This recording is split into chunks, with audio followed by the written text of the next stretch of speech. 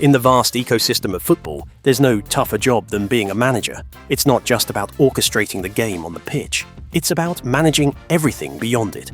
That's why a coach's communication skills must be just as sharp as their tactical mind.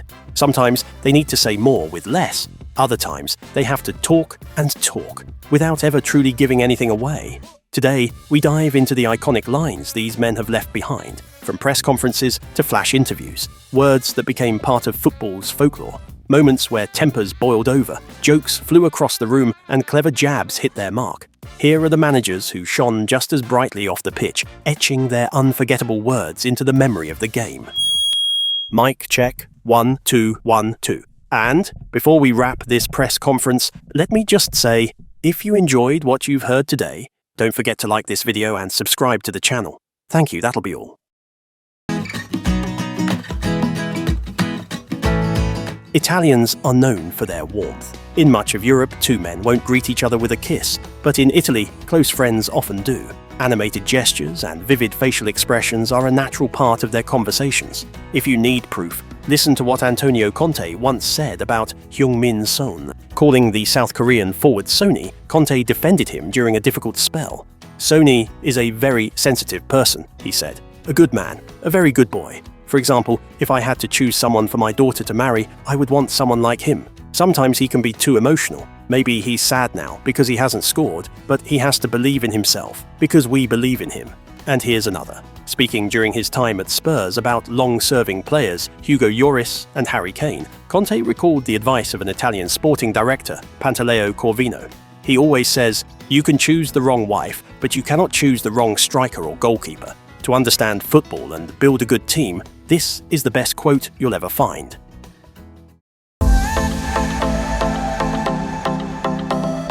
Though many of his players have described him as a tactical genius, Thomas Tuchel is also often painted as a man with a prickly, sometimes irritable side. The German coach might be one of those who still has room to grow when it comes to social finesse, but he is nothing if not direct. When faced with pointless questions, instead of dodging or throwing in subtle digs, like many of his peers, Tuchel tends to shut them down head-on. Not long ago, Chelsea was still owned by Russian businessman Roman Abramovich. During that time, Tuchel, then in charge of the London club, was repeatedly pressed about how the war between Russia and Ukraine was affecting the team and the players. After a barrage of questions, he finally snapped, "I'm not a politician," he said. "You have to stop asking me this, because I'm tired of repeating myself. I have never experienced war. I even feel bad talking about it. Don't ask me this while I'm sitting here in peace and safety. I don't have an answer. I don't know how many times I have to say it, but yes, it's a horrible thing. Still, why should our focus be more distracted than yours while we're trying to do our jobs? Of course we are all concerned, but at the end of the day, we try to focus on our work, just like you."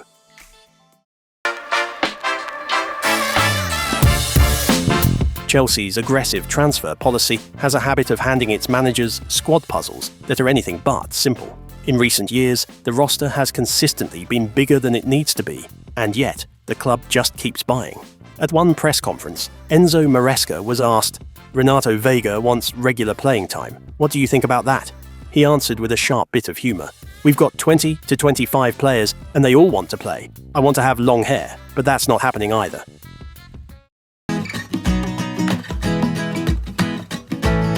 Criticism is an inseparable part of the job. If you're a football manager, no matter how good you are, there will always be those ready to pick apart your work. Some accept it as part of the game and barely react. Others, however, build themselves a sort of virtual reality, one where criticism simply doesn't exist. And that, for a manager, is perhaps the most dangerous place to be.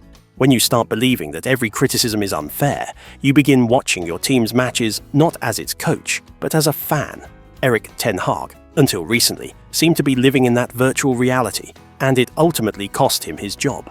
Even after some of the worst results, the Dutchman would sit in press conferences and talk about the progress they were making, almost playing the part of football's Pollyanna. One of his final games as Manchester United manager came in the third week of the Premier League against Liverpool. After a 3-0 defeat at Old Trafford, he once again insisted, "We will be fine. We are building a new, young team, and today some of our players were on the pitch for the first time. We will be fine. I'm sure by the end of the season we will have a chance to win another trophy." A reporter then fired back with a blunt question. "What makes you think the problem lies with the players and not with your coaching?" Ten Hag defended himself by saying, "After City, we are the team that has won the most trophies in English football." For the record, in his roughly 2.5 years at United, those trophies were 1 FA Cup and 1 League Cup.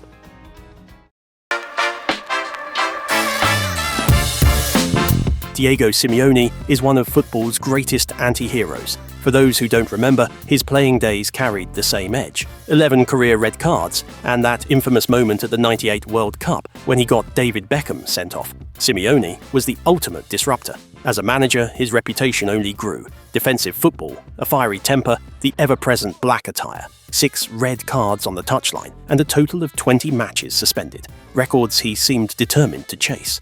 And yet, away from the pitch, Diego is far calmer, far more reasonable. Take 2020, for example, after Atletico Madrid knocked Liverpool out in the Champions League round of 16. His side had won the first leg 1-0 in Madrid, while the return leg at Anfield finished 1-0 to Liverpool in regular time.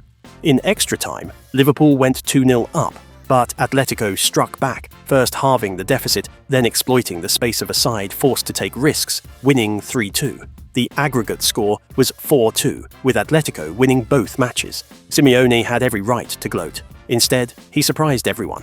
"The away goal is worth more," he said. "But Liverpool never had an extra 30 minutes to score one away. I've been saying this for a long time. It's not fair. We had an extra 30 minutes to score an away goal, and yes, today it worked in our favour, but one day it could work against us."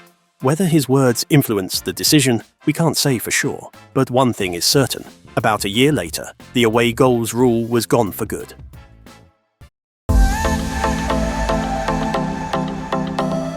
Next up, we revisit an unforgettable press conference from Vitor Pereira, now in charge at Wolves. Back in 2013, early in his career, the Portuguese coach took over at Al Ahly in the Saudi Pro League. After what must have been a tense and heated match, he sat down in front of the cameras for the post-match briefing. Beside him, a club official set the tone from the very start, imposing strict limits on the length of the conference and even on the kinds of questions journalists could ask. Then he handed the floor to Pereira.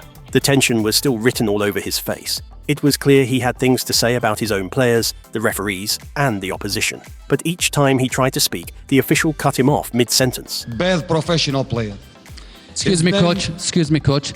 Please don't talk about individual players. Talk about the technical game. My friend, I talk about what I want. No. So I am controlling the press conference here. I talk Please about what I want. With his patience wearing thin, Pereira finally snapped. Yes, excuse me. You want the police? No. Excuse me. I can say what I want or not. Okay? Thank you, everybody. When he made a move to walk out altogether, the exchange flared up even more, until the official softened his tone and the situation fizzled out. We need to learn from your experience. Yes, you have to be patient with us and with your reporters. Patient, Okay. but I speak with the truth. You understand? Okay. With the truth. Thank you very much for your speech. My words come from my heart. Thank you so much. I'm not a liar, my friend. I'm not a liar. We didn't say that you are a liar. I speak with the truth. You understand? Okay, we didn't say that you are a liar. What I can say here. We didn't say that you are a liar. Okay. So, please, Okay. please.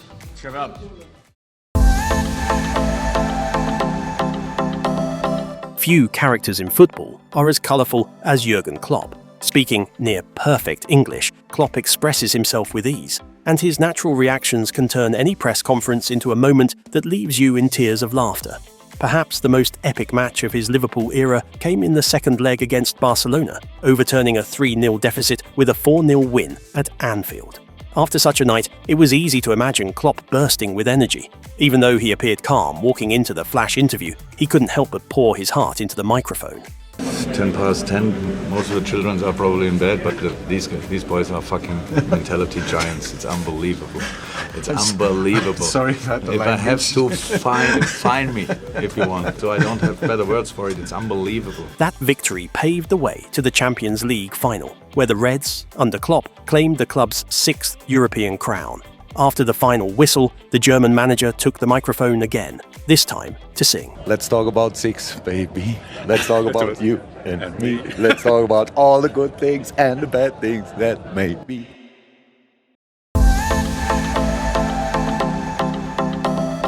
Next up, A sharp reply from Jose Mourinho. His second official match in charge of Tottenham Hotspur was a Champions League group game against Olympiacos. In the first half, Spurs endured a nightmare, falling 2-0 behind at home, only for Dele Alli to pull one back seconds before the break.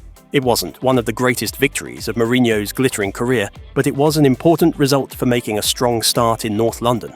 In the second half, Spurs looked like a completely different side, scoring 3 unanswered goals to win 4-2. In the post-match press conference, one of the first questions was, "Congratulations, Jose.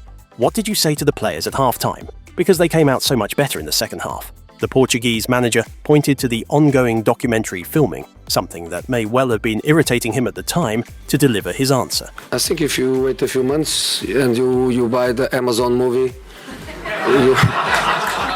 you will get it.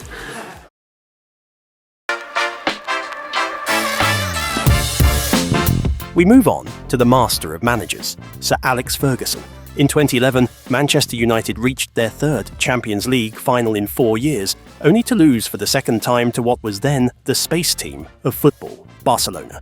As if playing against a side that operated like a perfect machine wasn't enough, Barcelona also had something called Lionel Messi. You could find an answer for almost everyone else, but for him, there was none.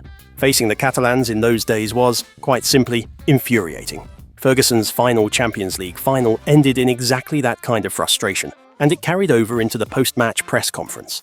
A reporter asked, "If the United owners gave you a blank cheque this summer to sign one Barcelona player, who would you take?" Ferguson pulled a face before answering. That's one of the most stupid questions I've ever heard in my life. What about Mascherano?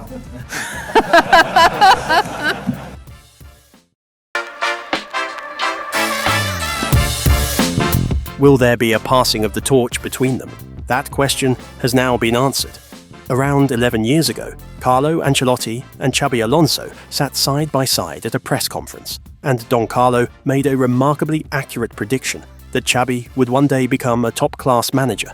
Back then, Ancelotti was coaching Bayern Munich, and Xabi was only weeks away from retiring as a player. The reason for their joint appearance, a farewell moment that turned into a glimpse of the future. Xabi, always with a touch of wit, couldn't resist referencing that famous night in 2005. "Of course, most people will remember, I was lucky enough to play in a great Champions League final in my career, and lucky enough to win it." Ancelotti, smiling, returned the jab. "He knows that trophy was mine." And with a knowing nod, he added, "Fortunately, we had the chance to win another one together at Madrid." Now, years later, that same Xabi Alonso has officially taken over Ancelotti's position at Real Madrid. The student has become the master.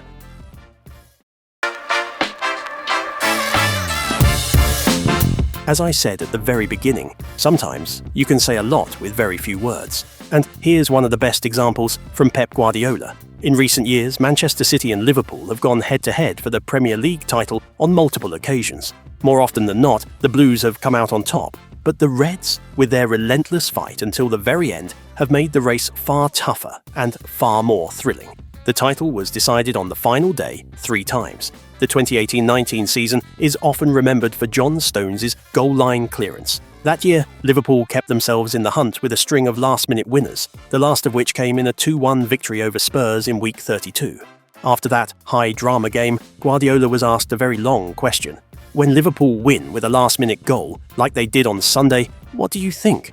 Do you ever feel that fate or luck is on their side? Or do you think it has nothing to do with that? In moments like this, what do you say to yourself? Pep listened calmly, then gave a short but razor-sharp answer. No, when you see them, say, shit. But after 5-10 minutes, that was nice, terrible challenge. So nobody said it would be easy. You pushed it to the final whistle.